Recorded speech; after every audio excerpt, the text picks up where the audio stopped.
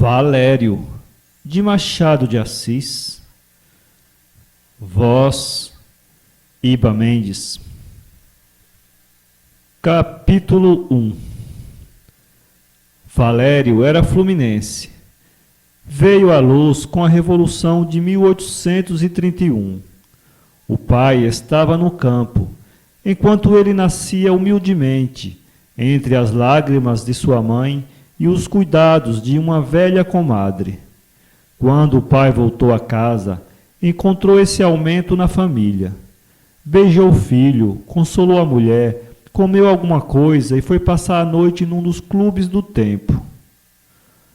A paternidade é anterior à sociedade, mas os amores novos fazem esquecer os velhos, e a paixão política domina, em certos casos, os primeiros instintos da natureza. Nascido entre lágrimas, foi Valério criado entre penas.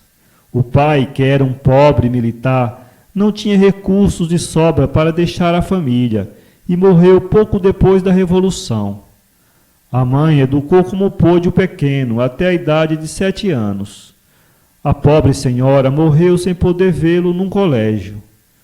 Valério passou então à casa do padrinho, que era um general conhecido naquele tempo por suas façanhas e mentiras, mas, no fim de contas, boa alma e amigo de servir.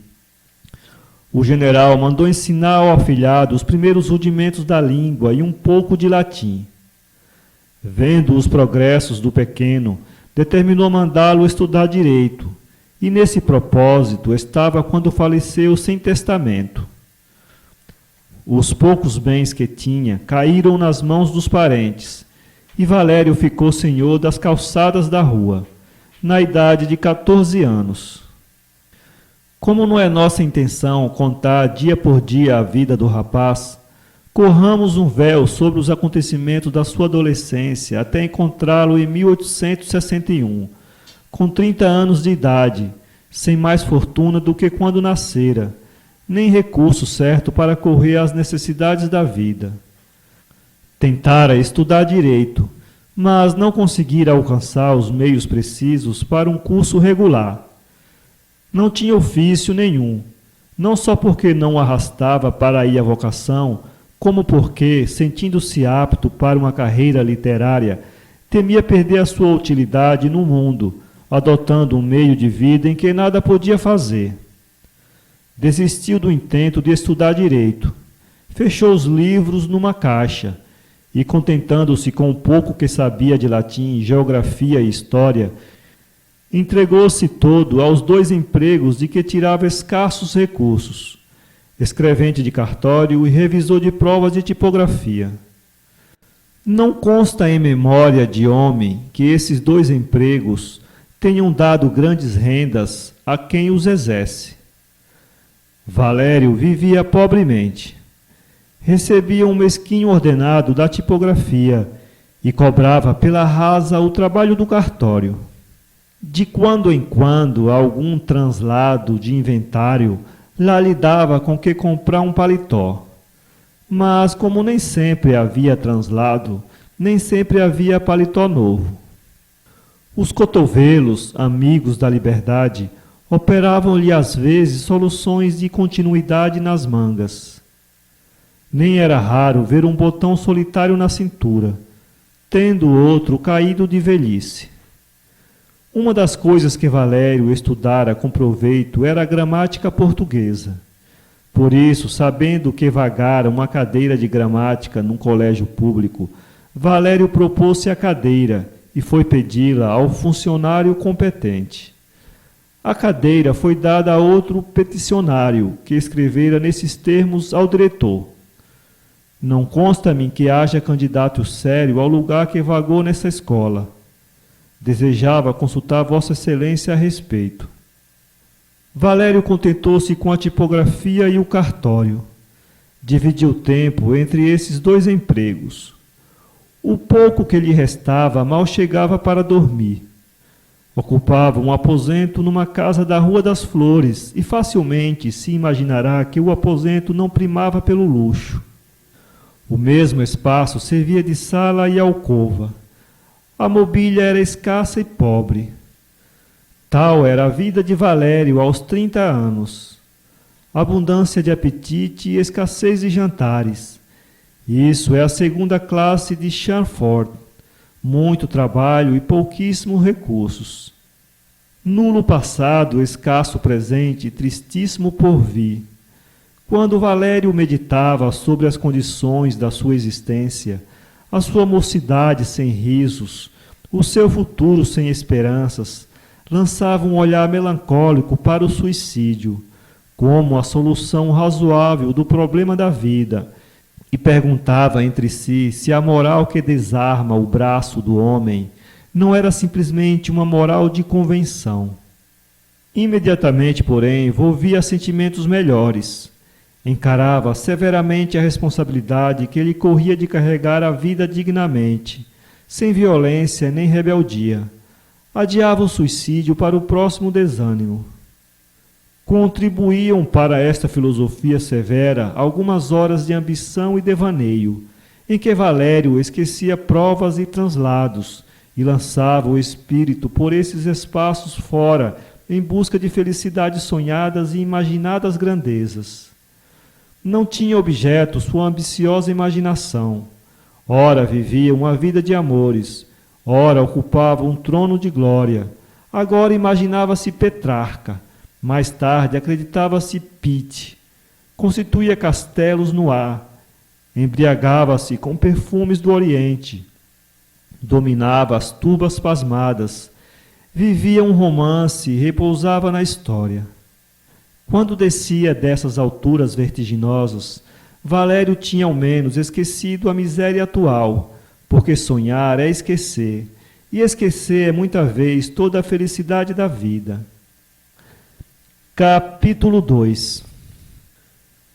Costuma a fortuna complicar essas misérias com amores impossíveis. Desta vez foi propícia, arredando do rapaz qualquer dessas aventuras que pudesse agravar-lhe o mal. Além disso, Valério era um tanto artista e poeta na maneira de apreciar as mulheres. Amaria Safo, porque era musa. Desdenharia a princesa de Talleyrand, apesar de formosa, porque era parva. Queria as mulheres inteligentes e instruídas, não as mulheres sabichonas, que é a pior casta de mulheres deste mundo, e Valério odiava o pedantismo, qualquer que fosse o seu sexo. Odiar o pedantismo é entrar em luta com uma boa parte da gente que neste mundo dá cartas. Valério conheceu praticamente esse mal uma vez que sorriu à socapa, ouvindo no carcelé, onde almoçava um doutor entre doutores. O orador de café percebeu o sorriso do estranho, levantou-se e disse-lhe 2 impropérios literários, que Valério suportou com uma paciência mais estoica que evangélica, porque não era humilde, senão filósofo. O incidente não alterou as opiniões do escrevente de cartório, pelo contrário, confirmou-lhas. Não encontrara até então nenhuma mulher nas condições em que ele a desejava, e se encontrasse seria o remate do seu infortúnio. Ainda quando viesse a ser amado por ela, que futuro podia oferecer-lhe um pobre rapaz sem eira nem beira, sem proteção nem amizade neste mundo? Pensava em tudo isto Valério, e se tinha em si mundos de ternura, recalcava-os no mais íntimo do coração. Como não frequentava nenhuma casa, não tinha ocasião de ser tentado pelo amor. Aconteceu uma vez que o escrivão do cartório onde ele trabalhava, reunindo em casa algumas pessoas para jantar e dançar, convidou seus escreventes, entre os quais o nosso Valério, que recusou o convite. Ofendido no seu melindre de anfitrião, o escrivão franziu a testa e murmurou. Ofendido no seu melindre de anfitrião, o escrivão franziu a testa e murmurou. Está bem. Compreendeu o pobre escrevente a causa daquele movimento, e não convindo zangar-se com o homem que lhe dava meios de vida, confessou ingenuamente que a causa da recusa era simplesmente uma questão de sapateiro. O escrivão desrugou a testa, meteu a mão no bolso, tirou 10.000 réis e entregou-os ao escrevente, dizendo-lhe: podia dizê-lo logo, sabe que eu não sou unhas de fome, e além disso temos conta entre nós. Descontaremos isto no traslado de falência que lá tem consigo. Saiu Valério com os 10.000 réis no bolso e dirigiu-se a um sapateiro para munir-se de um par de botas que substituísse os sapatos velhos que fingiu calçar-lhe os pés. Ia pensando no aborrecimento que lhe causaria passar a tarde e a noite em casa do escrivão, sem conhecer ninguém, quando foi detido por um indivíduo que lhe disse: "E agora mesmo procurá-lo. Quando me dá aquela continha?" A continha de que falava o sujeito era o resto de um paletó que Valério comprara 15 dias antes, 5.000 réis. Valério balbuciou algumas palavras de desculpa, e o indivíduo, acostumado a ouvi-las de muita gente, não se abalou com elas e insistiu na pergunta. Num fim de 10 minutos, o devedor não tinha conseguido abalar o credor. Puxou do bolso a nota de 10.000 réis e com ela pagou os 5 que devia. Estava, pois, reduzido a 5.000 réis. Não era difícil comprar com esse dinheiro um par de sapatos, nem os seus eram de maior preço. Dirigiu-se a um sapateiro de 10ª classe, e aí mercou um par de sapatos de bezerra, que o sapateiro afirmava serem novos, mas que Valério supôs terem já alguma experiência do mundo e das calçadas. Com um bilhete de gôndola perdido no bolso do colete, pagou Valério a um barbeiro que lhe limpou a cara. Depois foi vestir-se como pôde, e às 4 horas estava em casa do escrivão. Sabem todos com que cara aparece um homem quando vai pela primeira vez dans le monde. O acanhamento é visível. Não dá um passo que não olhe para todos. Esconde-se voluntariamente sempre que pode. Valério estava nessa situação, acrescendo que o seu vestuário aumentava o contraste da sua pessoa no meio da sociedade em que se achava. Não havia luxo nem elegância nas pessoas convidadas pelo escrivão. A reunião era familiar e o escrivão não estava em grandes relações com Botafogo. Mas, apesar de tudo, havia entre a sociedade e Valério um abismo. O escrivão recebeu o rapaz com certa afabilidade de superior, que mostrava da parte do homem um vício de educação ou de caráter, porquanto o escrevente de cartório era um convidado da casa e, como tal, estava nivelado com os outros. Nem o escrivão notava essa diferença, nem Valério deu por ela. O cumprimento do escrivão causou grande prazer ao rapaz, que já estava embaraçadíssimo quando se viu alvo dos olhares das moças e dos rapazes. O jantar foi animado, e Valério achava-se satisfeito vendo a alegria dos outros. Dentro de 1 hora cederam os estômagos a palavras às línguas, e começou uma série de brindes ao dono da casa que foi designado por várias metáforas descabeladas, entre outras a de um funcionário municipal que lhe chamou o camarista de Temes. O escrivão sorriu com o ar de quem ignorava o que era Temes, mas a palavra camarista soou-lhe bem ao ouvido. O orador de sobremesa é um tipo universal. Entre nós já tem alcançado uma posição sólida e brilhante. Valério, que não conhecia o tipo, admirou muito a loquela dos oradores e a compridez dos speaks. E mais ainda os aplausos e risada dos circunstantes, conforme os discursos fossem patéticos ou gaiatos.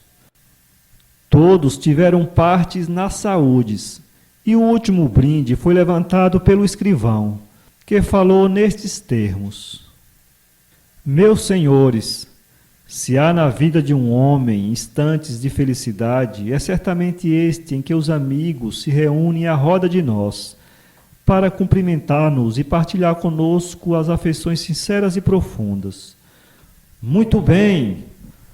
Folgo de ver-vos esquecer outros cuidados, para entregar-vos todos a festejar o meu dia, que, como é natural e usual na sociedade, é o primeiro dia da existência, dessa existência, senhores, que apesar de amaldiçoada, é sempre cara ao nosso coração. Cara, repito, principalmente quando os amigos nos servem de lenitivo. Eu bebo aos meus amigos. Cada um bebeu à sua saúde e preludiou-se a debandada. Seguiu-se mais tarde um pequeno concerto em que um flautista arrebatou o auditório tocando umas variações sobre o já secante Carnaval de Veneza. E às 9 horas começou a primeira quadrilha. Valério foi simples espectador do baile. Não sabia dançar, nem que soubesse, não dançaria logo da primeira vez que se achava em sociedade. Encostou-se a uma porta que dava para a sala e contemplou os movimentos de toda aquela gente alegre. A única pessoa que, apesar de tudo, estava um tanto inquieta era o dono da casa. Esperava um convidado que não viera. Um convidado que era a verdadeira cúpula do edifício festival, o Coronel Borges, militar reformado, ex-deputado, ex-quase-ministro, figura que devia impor a reunião e levantá-lo muito alto no ânimo dos convidados. O tempo corria com essa rapidez máxima que costuma ter em certas ocasiões, e o escrivão, semelhante à célebre esposa do conto, perguntava à irmã Ana, que era neste caso um moleque, se não via rien venir là-bas. Nesta ânsia foram ouvidas às 10 horas. Capítulo 3. Às 10h30 apareceu o Coronel Borges, acompanhado da família, que se compunha da mulher, senhora de 45 outonos, e de uma filha, menina de 18 primaveras. O coronel pertencia a essa classe indefinível de homens que estão entre a primavera e o outono, nem velhos nem moços, mistura de Saturno e Antinous. O escrivão recebeu o coronel com vivas demonstrações de amizade e respeito, às quais o coronel respondeu com esse ar solene e grave das capacidades e das nulidades. A entrada dos novos convidados fez impressão na sala. Sentia-se a superioridade social do homem que, além do mais, tinha a aventura de ser pai de uma formosíssima filha. Os rapazes sufocaram na garganta um grito de admiração, e as moças disfarçaram um gesto de despeito. Valério deu lugar a que passasse a família. A filha do coronel passou rente com ele, ia cheia de perfumes e bálsamos. O rapaz respirou-lhe sem querer, e pela primeira vez sentiu a vertigem que pode causar uma mulher quando sabe escolher os aromas do seu uso. Não lhe escapou a pasmosa beleza da moça. Acompanhou com os olhos aquela figura elegante como uma palmeira, flexível como um junco, temperado com a graça do gesto e a soberania do porte. A moça sentou-se entre a mãe e a senhora do escrivão. Pôde ser contemplada a gosto por todos. Era excessivamente clara, uma dessas brancuras de mármore, aspecto de estátua, onde se não supõe haver coração. Tinha olhos negros, plácidos embora rutilantes, resguardados por longos cílios, que ela às vezes apertava, menos por defeito de vista que por sestro. Penteava-se segundo a moda do tempo, mas sem afetação. Sorria discretamente e, quando bastava, para mostrar 2 ordens de dentes corretos e alvos. O seu vestuário não exagerava a moda corrente, mas era luxuoso e perfeitamente acomodado à elegância das suas formas. Valério contemplava admirado a beleza da moça, e o mesmo faziam os demais rapazes, que já se preparavam para suplicar-lhe a honra de dançar uma polca ou uma quadrilha. Parece que a rapariga estava acostumada àqueles triunfos, porque apenas se sentou, correu os olhos pela sala sorrindo com um ar de satisfação íntima. A mãe também se alegrou, e quanto ao pai, depois de conversar um pouco com alguns sujeitos a quem conhecia, foi para o interior da casa a convite do escrivão, que queria obrigá-lo a comer uns acepipes expressamente preparados para esse fim. Não tardou que a filha do coronel dançasse, e Valério pôde admirar-lhe a graça, a reserva, a elegância dos seus movimentos. O pobre escrevente não lhe tirava os olhos de cima. 2 ou 3 vezes encontraram-se os seus com os dela. Valério corava de vexado, como se o surpreendesse a cometer um crime. Quanto à moça, não se perturbava, nem parecia zangar-se. Olhava também para Valério com um olhar longo e tranquilo. O rapaz chegou a supor que era um movimento de simpatia, e Deus sabe que sonhos não lhe passavam então pelo espírito atordoado. A verdade, porém, é que a moça gostava de ser admirada. Era uma dessas belezas capazes de vender o patrimônio do amor por um prato de admirações. À meia-noite foi servida uma ceia volante. Valério deixou discretamente o seu posto e foi para dentro descansar e comer alguma coisa. Confessou de si para si que estava com fome. Sentou-se ao pé de uma mesa pequena, recebeu de um criado uns pastelinhos e começou a ruminar tranquilamente. Cumpre acrescentar que ao bom do rapaz repugnou ver comer a jovem rainha da noite. Era escrúpulo de calouro.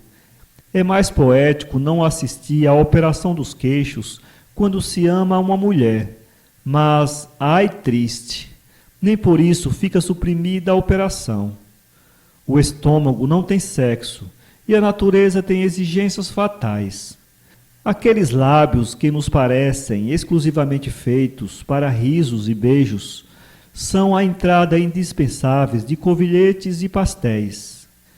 É possível que na próxima edição da obra o autor da criação corrija esse gravíssimo ponto. Mas, por enquanto, a obra há de ser lida assim, ou morre de traça nos livreiros. Perto do escrevente estavam algumas pessoas, ocupadas também em dar que fazer ao estômago, exceto o coronel, que, tendo já comido, conversava paternalmente com o escrivão e mais 2 sujeitos. E quando se publica este folheto? Perguntou o escrivão. Creio que é breve, respondeu o coronel. O autor que, como lhe disse, é meu amigo íntimo, promete que dentro de uma semana estará à venda. Estou ansioso por ver isso, exclamou um velho com feições de militar. Ataca o governo? Se eu lhe digo que é uma filípica, tornou o coronel, é um opúsculo de fazer época. Disso precisamos nós. Os ímpetos de oposicionista do militar não agradavam ao escrivão, que tinha filho em não sei que secretaria de Estado. Por isso, tratava de desviar a conversa do assunto do opúsculo. Sempre queria vê-lo dançar, coronel. Qual? Já não é para mim. Como se chama o opúsculo? Perguntou o militar. Não sei se devo confiar tanta coisa. O autor não me autorizou, mas é verdade que daqui uma semana chama-se o opúsculo Abaixo as Máscaras. Magnífico, magnífico título, exclamou o militar. Ouvindo o título do opúsculo, Valério estremeceu e prestou à conversa mais atenção do que até ali. O velho militar continuou a elogiar o título e insistiu com o coronel para que dissesse onde poderia ir comprar o opúsculo quando ele aparecesse.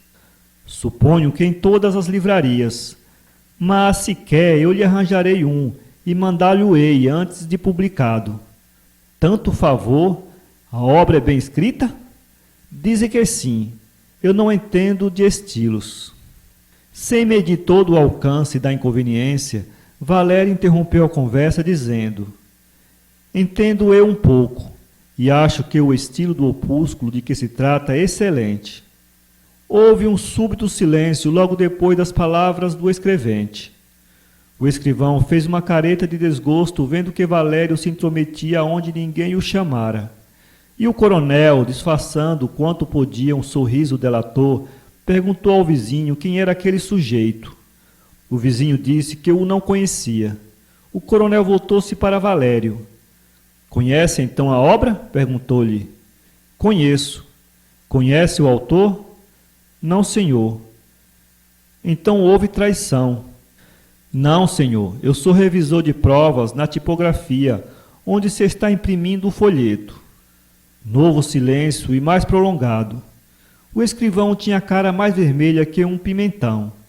Se um olhar fulminasse, Valério já não era gente, pois o que o escrivão lhe lançou continha raios de raiva, despeito, nojo. Traduzindo em vulgar, o olhar do escrivão queria dizer: pois este pelintra vem ter a honra de jantar comigo, ver dançar os outros, está aqui confundindo com pessoas de certa ordem, e se há de ouvir e calar, responde quando ninguém lhe pergunta, e por fim de contas, confessa-se revisor das provas. Valério não viu o olhar do escrivão, nem compreendeu o silêncio de todos. Gosto imenso do estilo do folheto, e creio que há de fazer época. Eu assim penso, disse o coronel sorrindo para Valério, mas quem assim fala e julga não é de certo um simples revisor. Sou também escrevente no cartório do senhor Z. Ah, escrevente e revisor. Mas não é isso bastante. Vejo que tem humanidades, estudou muito pouco e há muito tempo. Mas tenho gosto apurado. Não sei, eu digo o que me parece. Descontaremos a modéstia, disse o coronel. Vejo que tem certos estudos. Quer um charuto? Não fumo. É um vício, corrija-se dele. Charutos, meus senhores? Hoje fuma-se por toda parte. Pensa então que o folheto tem bom estilo? Excelente. É a opinião de algumas pessoas que leram o folheto. Eu confesso, de estilos não sei. Nem eu, disse o militar. A situação de Valério estava um pouco salva. A bondade com que o coronel tratava ao escrevente teve o dom de acalmar os furores do escrivão, que já trocava palavras com o rapaz. E quando viu levantar-se o coronel de braço com Valério, a indiferença do escrivão tornou-se em viva simpatia. Valério pôde contemplar ainda durante meia hora a interessante filha do coronel, que durante essa noite dançara alegremente como quem não tem cuidados no futuro nem saudades do passado. Depois de despedir-se do escrivão, o coronel apertou a mão do escrevente, dizendo-lhe: Não se conhece? Não, senhor. Número 14. Ninguém ouviu estas palavras do coronel ao rapaz, mas o escrivão adivinhou que alguma coisa íntima se passara entre o rapaz e o coronel. Cultive esta amizade, disse o escrivão a Valério, quando o coronel saiu. É um excelente homem e dotado de uma inteligência brilhante. Frequente esta roda, que vai bem. Capítulo 4. O coronel Borges possuía alguns cabedais, bastante para sustentar a casa e deixar patrimônio à família. A sua principal paixão era a política. Era esse verdadeiro pão cotidiano que ele pedia a Deus com heróica humildade. Se lhe tirassem a política do mundo, o mundo ficaria um ermo. A política era para ele o sol do mundo moral. Quando a política desaparecesse, começaria a morte. Nesse caso, dizia ele, poderei dormir. Pessoas de algum juízo afirmavam que, antes que a morte viesse, o coronel dormiria, e essa realidade era a maior dor que ele poderia ter.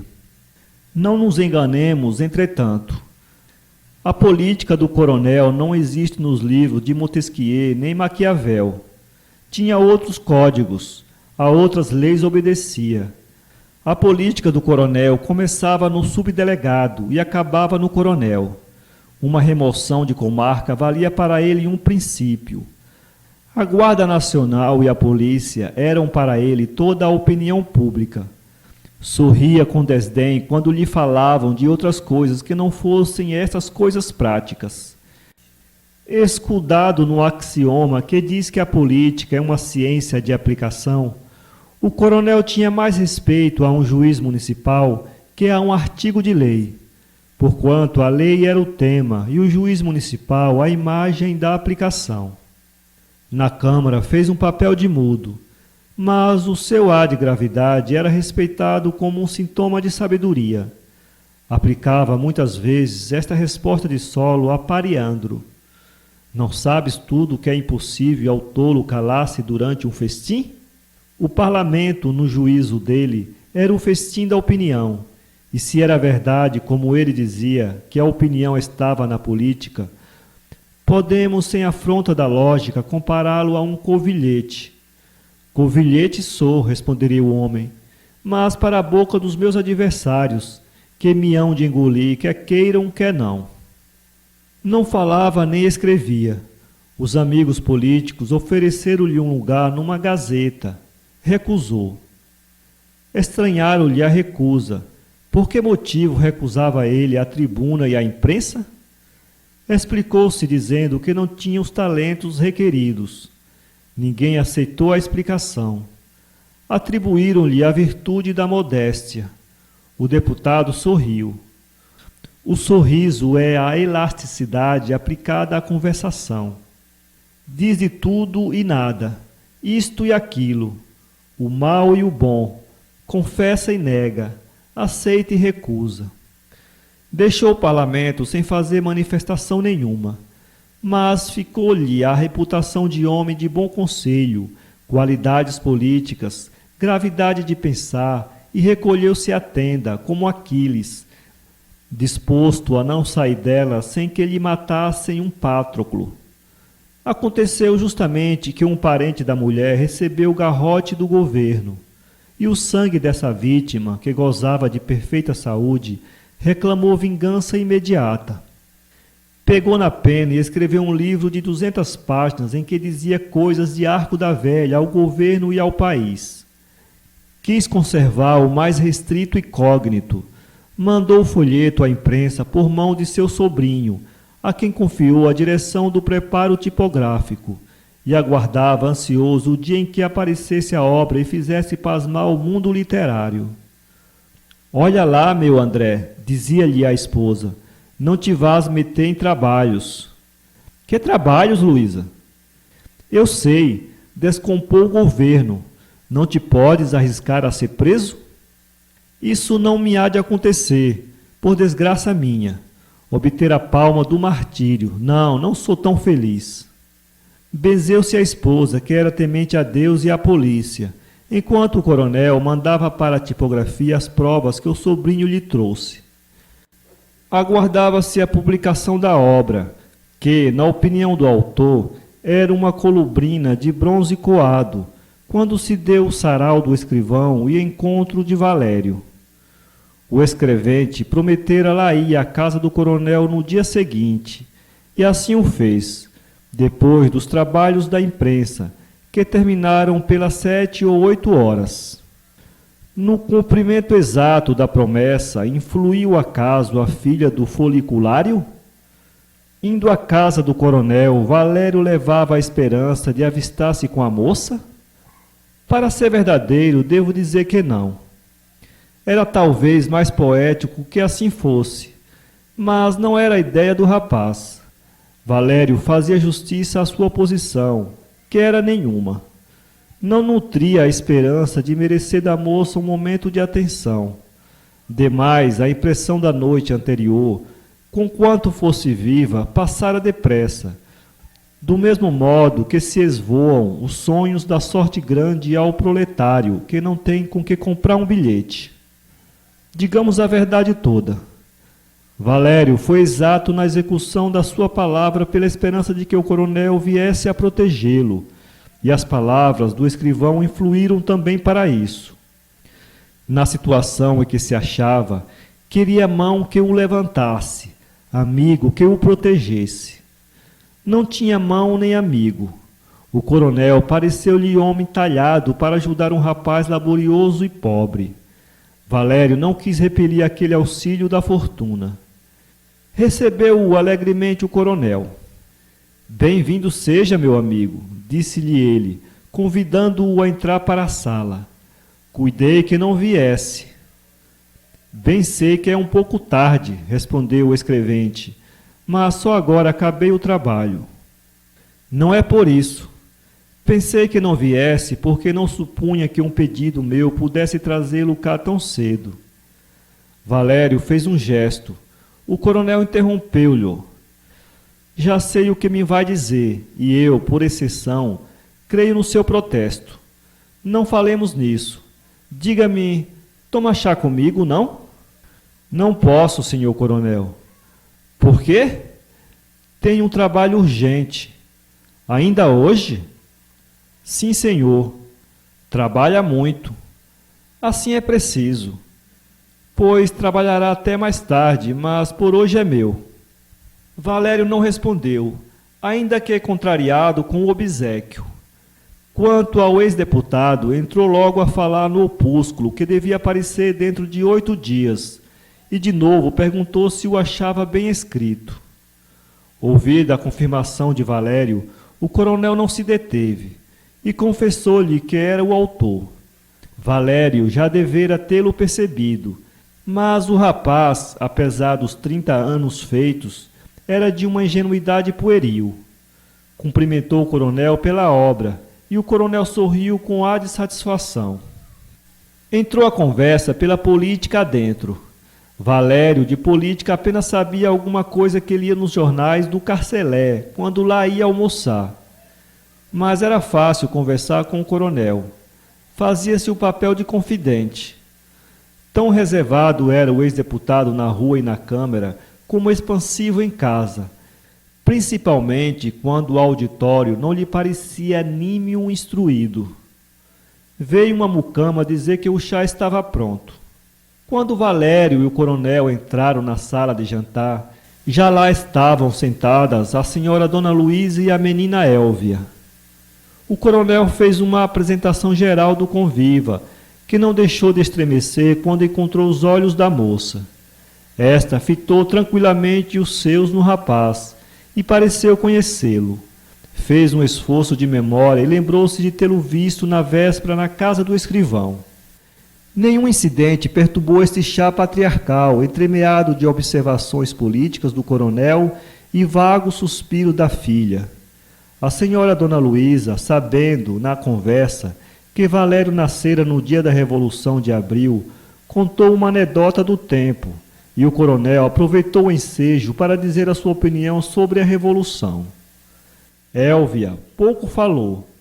Comeu um biscoito, bebeu uma xícara de chá, olhou 3 vezes para o Valério e pediu licença à mãe para levantar-se por ter dor de cabeça.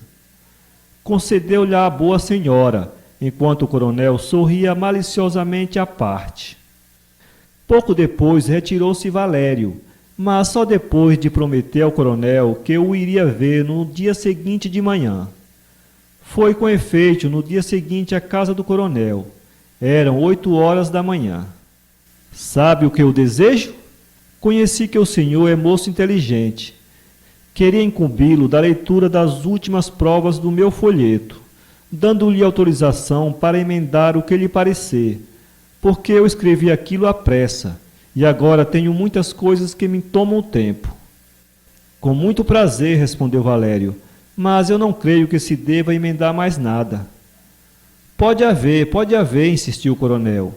Eu tinha encarregado desse trabalho aquele moço que lá ia, e que é meu sobrinho, mas houve um desacordo de família, e agora... Estamos entendidos? Estamos. Capítulo 5. No dia em que o folheto apareceu, o coronel passou toda a manhã na Rua do Ouvidor, conversando com algumas pessoas a respeito do acontecimento do dia. O acontecimento, até então, estava na imaginação do autor da obra. Nas vidraças do Garnier e do Lamerte, alguns exemplares, ainda virgens, solicitavam os 2.000 réis dos passantes. O título era auspicioso. Os exemplares começaram a correr o mundo, mas poucos tinham tido tempo de folhear apenas algumas páginas. Valério viu de longe o coronel, que conversava num grupo. O coronel viu-o também.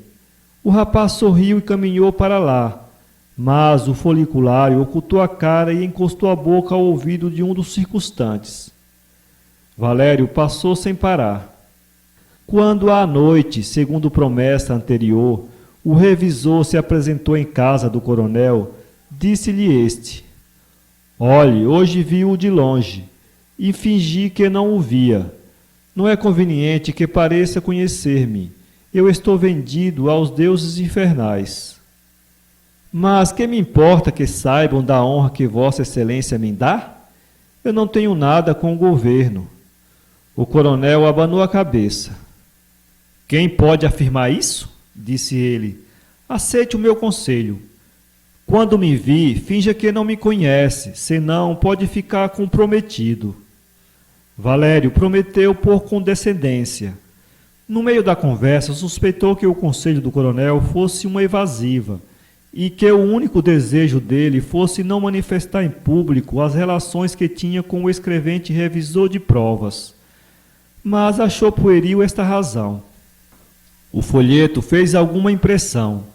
Daí a 6 ou 7 dias apareceram 2 artigos no Jornal do Comércio, refutando as asserções do folheto. O autor esfregou as mãos. A mulher abanou a cabeça com tristeza. Quando Valério lá apareceu, disse-lhe o coronel: Viu como me esfolam hoje? Vi, senhor coronel. Vossa Excelência responde? Sem dúvida, e estava justamente agora a acabar umas notas para lhe dar, porque eu ando tão ocupado. Vou dar-lhe as notas, e veja se por elas me faz uma resposta. Realmente é uma maçada. Eu tenho tanto que fazer, anda cá ao gabinete. As notas dadas pelo coronel não valiam coisa nenhuma, mas, tendo dito que daria resposta aos 2 artigos, foi Valério para casa trabalhar, depois de tomar chá com o foliculário. A resposta saiu boa, fez impressão, replicou o escritor governista, treplicou o coronel por boca de Valério, e durante 15 dias teve o público fluminense o seu manjar favorito, que é uma morfina anônima. Não tardou que Valério compreendesse a causa da amizade do coronel. Evidentemente, o homem não escrevia nada, e com certeza não era o autor do folheto. O sobrinho com quem brigara era naturalmente o seu secretário, e foi uma aventura encontrar à mão o revisor de provas, porque, em tão melindroso mistério, só um homem necessitado e discreto pode substituir um parente amigo. Tudo isto compreendera Valério, mas para logo refletiu que isso aumentaria a probabilidade de merecer o reconhecimento do coronel, e era justamente o que ele desejava. Refletia mal o rapaz, se contava só com o reconhecimento. Era preciso contar também com o medo, mas Valério não pensou nisso. Valério encontrara-se muitas vezes com a filha do coronel, e fora de simulação negar que as graças da moça influíam cada vez mais no ânimo do rapaz. A moça não o amava certamente, nem talvez consentira que ele lhe dissesse, mas não recuava quando o rapaz fitava nela os olhos, nem deixava de lhe falar com afabilidade até certo ponto animadora. Élvia não desprezava nenhum feudo, de nenhum regato incógnito. Este nome de Élvia, que algum leitor terá achado de mau gosto, fora-lhe posto depois de grave luta entre o pai e a mãe. Queria esta que a rapariga se chamasse Rita, em virtude da devoção que nutria por esse ornamento da corte celeste. O pai, cujos talentos guerreiros não cediam aos talentos políticos, achou que satisfaria a sua consciência, dando à filha um nome que resumisse certo caráter belicoso, Joana, em memória da donzela de Orleans. Dizia a mãe que Joana era nome de velha, preconceito este imitado por alguns atores de comédias e romances que só dão às suas velhas uma certa ordem de nomes, como se uma velha não começasse por ser moça e até por ser criança. O pai replicou que, se Joana era nome de velha, Rita era nome de preta. Discutido este gravíssimo ponto, e não chegando os 2 a um acordo, foi consultado o padrinho, que serviu de moderador entre as 2 opiniões, recusando-a ambas. O verdadeiro nome que se lhe há de dar há de ser Élvia, disse ele. Pior, exclamou a comadre, este nem é nome de gente. O padrinho era um velho advogado. Sorriu com ar de desdém e compaixão e replicou: Não é nome de gente? Seguiu-se a esta pergunta um movimento oratório de tamanha altura e grandeza que eu sinto não poder consignar aqui para a memória eterna. A conclusão do legista foi a seguinte: Élvia se há de chamar a rapariga.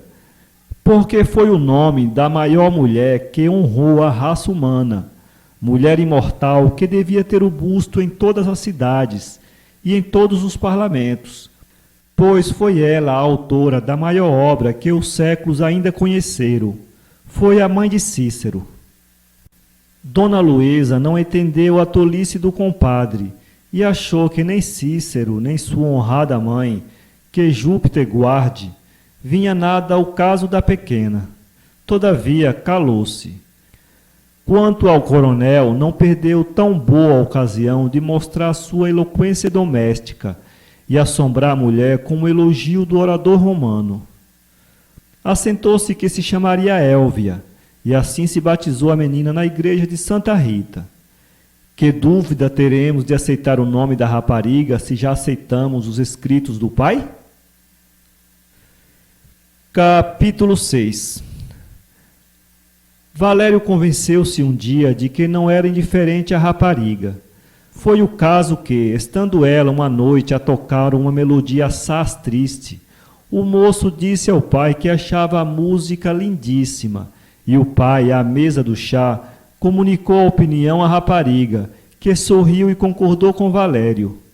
No dia seguinte, achando-se Valério em casa do coronel, a moça foi logo ao piano e tocou a mesma coisa, e assim o fez mais 2 ou 3 vezes. A única coisa que fazia espanto ao rapaz era a melancolia da moça. Élvia falava e ria pouco, e tendo a mãe notado isso em voz alta, compreendeu Valério que a melancolia era recente e alguma coisa havia de ter. Seria amor por ele?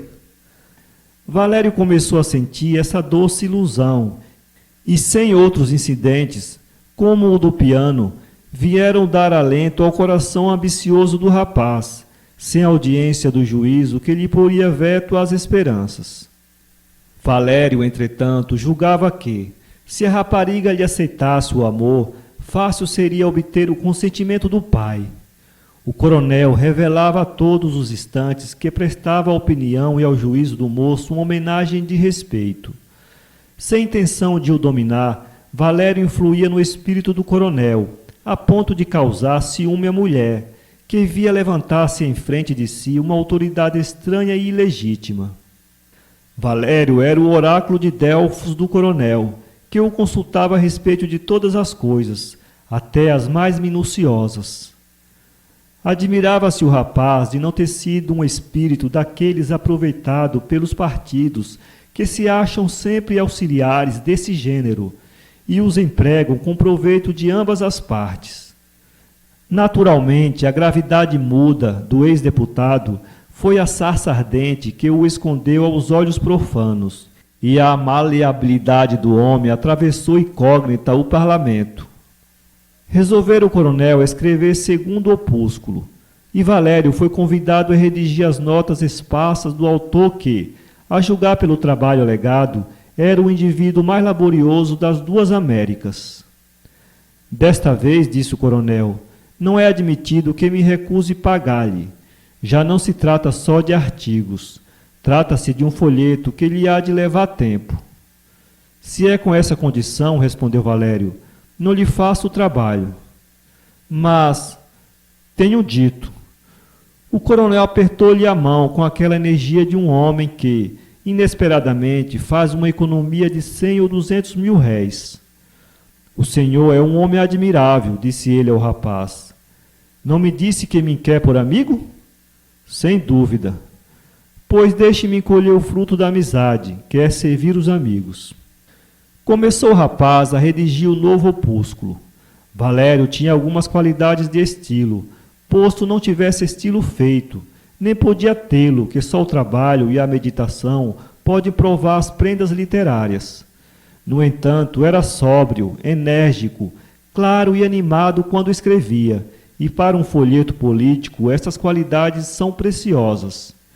O trabalho o ia adiantado, e o coronel já tinha ouvido 2 capítulos que julgara excelentes.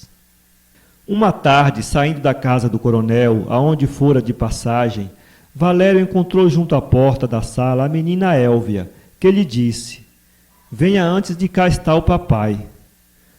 Admirado com estas palavras, Valério não respondeu logo. Contemplava a moça e procurava certificar se estava acordado ou sonhando. Ela repetiu com voz doce e melancólica: Vem, sim? Venho. Estendeu-lhe a mão. Ela lhe estendeu a sua. Apertaram-se com força. Valério desceu a escada como se descesse das nuvens. Quando tornou a si, estava na esquina da rua. Não era paixão que sentisse pela moça.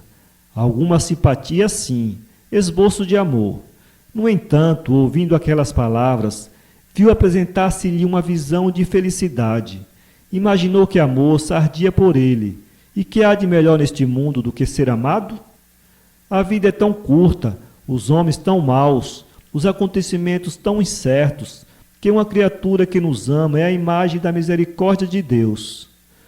De quantos ódios, invejas, malquerenças, calunas não consola o amor de uma mulher?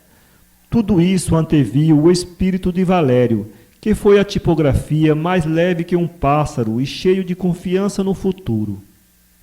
No dia seguinte, procurou Valério a hora em que o coronel não estivesse em casa e, para melhor certificar-se, postou-se à esquina desde as 8 horas da manhã.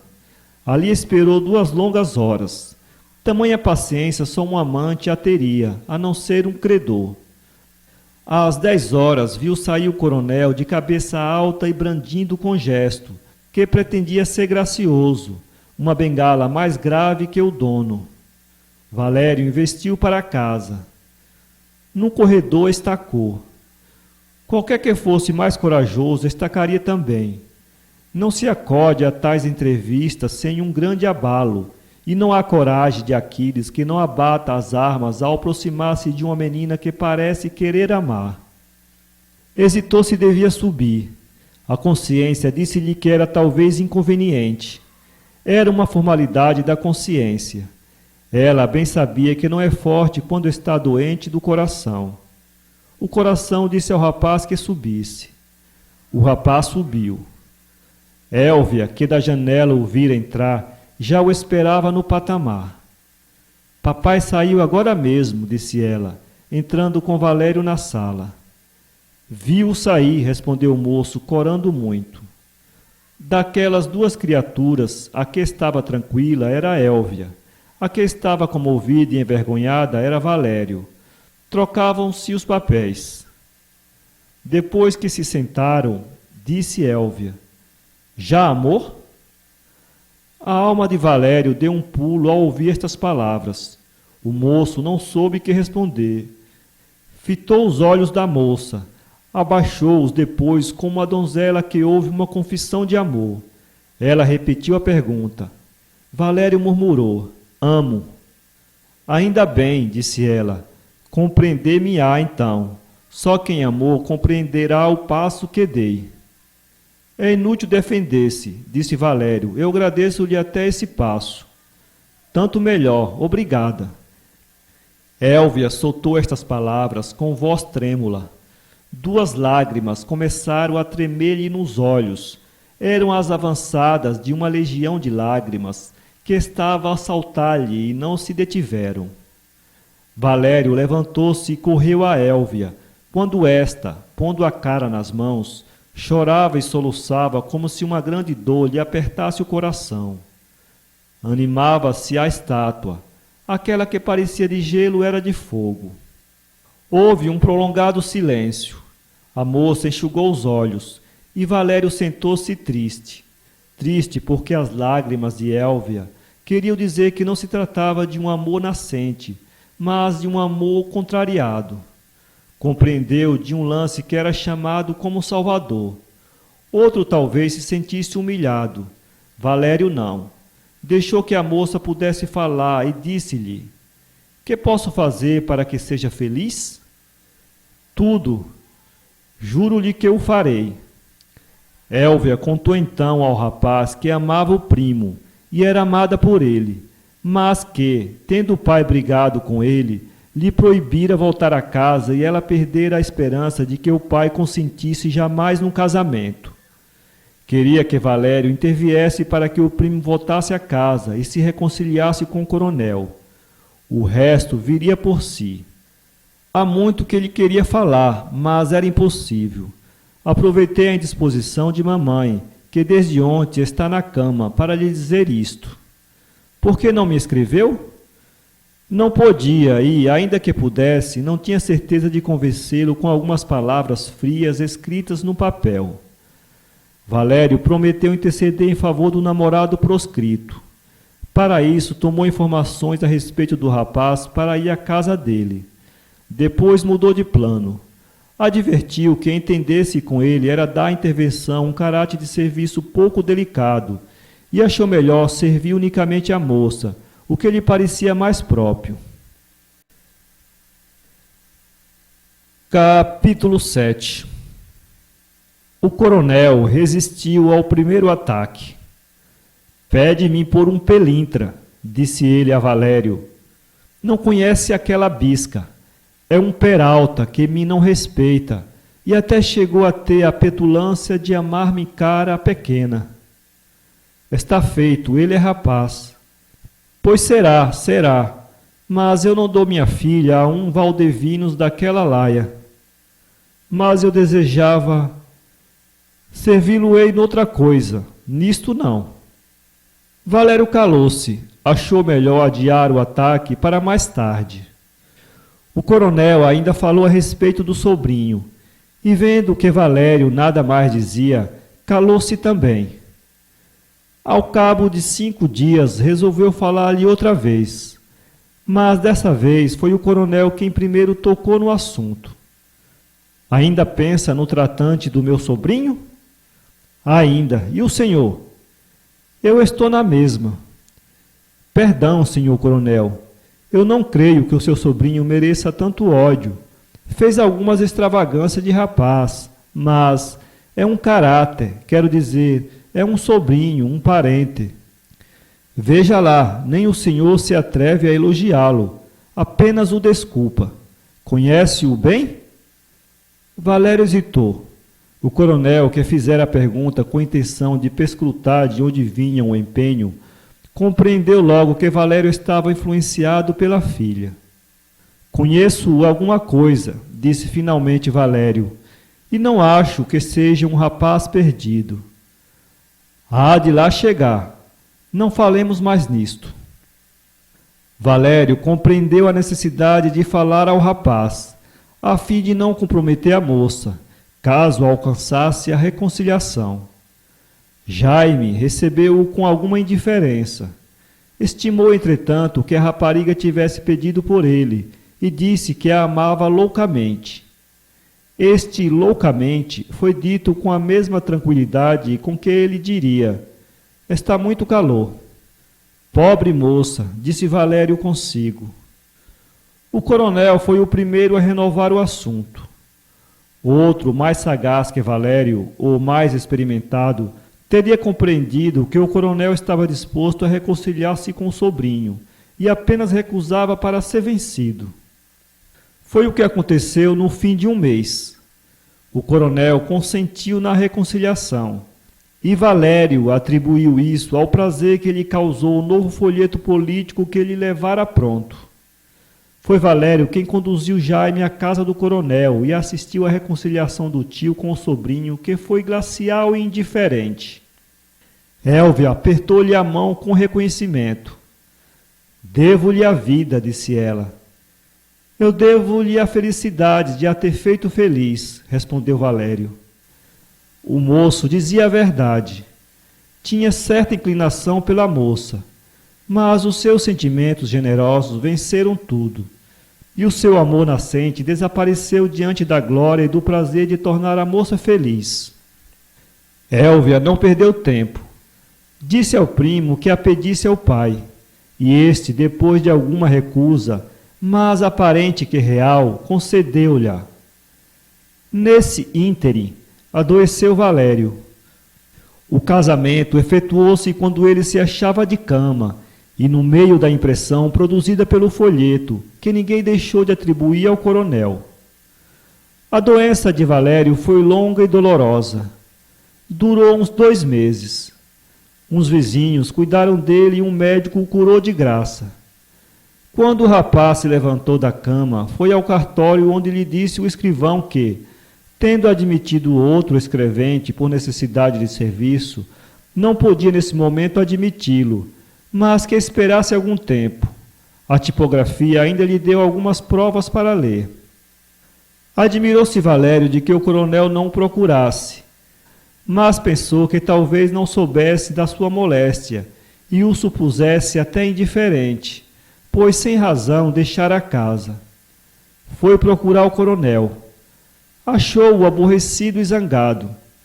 Disse-lhe que estivera doente, ao que o coronel não atendeu muito, sem dúvida por estar preocupado. A existência do moço tinha agora um caráter sério. Como prover a todas as suas despesas com o mesquinho ordenado que obtinha da imprensa? Por felicidade, disseram-lhe que o coronel aderira ao programa ministerial, mediante o emprego do sobrinho e alguns favores mais. Valério lembrou-se de procurá-lo e dizer-lhe em que posição se achava. Justamente no dia em que se preparava para isso, um dos vizinhos se lhe apresentou em casa dizendo que fizera alguma despesa com a moléstia de Valério e desejava ser embolsado. Coincidiu isto com a entrada do caixeiro da botica, que lhe foi levar uma conta. Ambas as dívidas orçavam por 200.000 réis. Onde os iria buscar o rapaz? Prometeu que pagaria as dívidas da moléstia e saiu para imaginar um meio. Nenhum lhe ocorreu. O rapaz estava só no mundo. Só? Lembrou-lhe de repente o coronel e afoitamente se encaminhou para lá. Expôs-lhe a situação e a escassez de seu emprego e ao mesmo tempo pediu 200.000 réis adiantados. 200.000 réis não os tenho comigo, respondeu o coronel. O casamento de minha filha obrigou-me a muitas despesas, mas daqui a uma semana apareça cá. Quanto ao emprego, falarei ao ministro, mas creio que não é fácil. O governo quer sinceramente economias. O folheto dissera justamente o contrário. E só dificilmente se pode abrir ensejo a um serviço destes. Contudo, confia em mim. Vou ver se lhe posso fazer alguma coisa. Valério saiu um pouco desanimado, mas, por outro lado, consolado. Tinha certeza de receber os 200.000 réis para ocorrer a dívida imediatamente. No fim de uma semana voltou lá. O coronel não estava em casa. Voltou de noite. O coronel mandara dizer que dormia fora.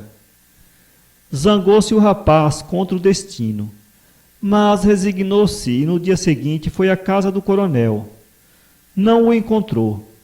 O mesmo aconteceu nos 5 dias seguintes. Valério suspeitou que o coronel não lhe quisesse falar. Ao cabo de 6 dias, encontrou-o no Rossio. Que é feito? Disse-lhe o coronel. Tenho ido à sua casa, mas não tenho tido a felicidade de encontrá-lo, respondeu Valério. Não me tenho esquecido do senhor, disse o coronel. Falei a um dos ministros e prometeu-me que veria isso. Tenha paciência, espere. Pode esperar alguns meses, mas eu confio que se pode fazer alguma coisa. Adeus. Valério ficou a olhar para ele sem articular palavra. Dos 200.000 réis não disse o coronel coisa nenhuma. Valério entendeu que não devia falar neles. Quanto ao emprego, viu o moço que era tão problemático como os 200.000 réis. Abriu-se-lhe um sorriso triste nos lábios, ainda pálidos da doença, e seguiu cabisbaixo para casa. Desesperando de achar meio de pagar as dívidas como queria, propôs aos 2 credores que lhes daria uma diminuta mensalidade, tirada do pouco que fazia como revisor de provas. Os credores franziram a testa, mas aceitaram. Era um meio de não perder o dinheiro. Entregou-se Valério todo ao trabalho e começou a cumprir à risca a promessa que fizera. 2 golpes acabaram, entretanto, por lhe abater completamente o ânimo. Um foi o incêndio na tipografia. Estava Valério em casa quando soube do desastre. Eram 10 horas da manhã. Seguiu para o lugar. Achou a casa em ruínas. Os tipos ficaram todos fundidos. O dono do estabelecimento estava quase doido. Abatido, desvairado, Valério deixou o lugar do sinistro e entrou a andar ao acaso. Na rua do Cano, viu de longe a menina Élvia com o marido. Aproximou-se como se visse uma tábua de salvação. Aquela felicidade dos dois consortes era obra dele. Na aflição em que estava, podia, sem afronta para si, receber o salário da obra. Não reparou que estava, comparativamente, um tanto maltrapilho. Apressou o passo e ia articular uma palavra, quando os dois, olhando para ele, voltaram imperturbavelmente à esquina.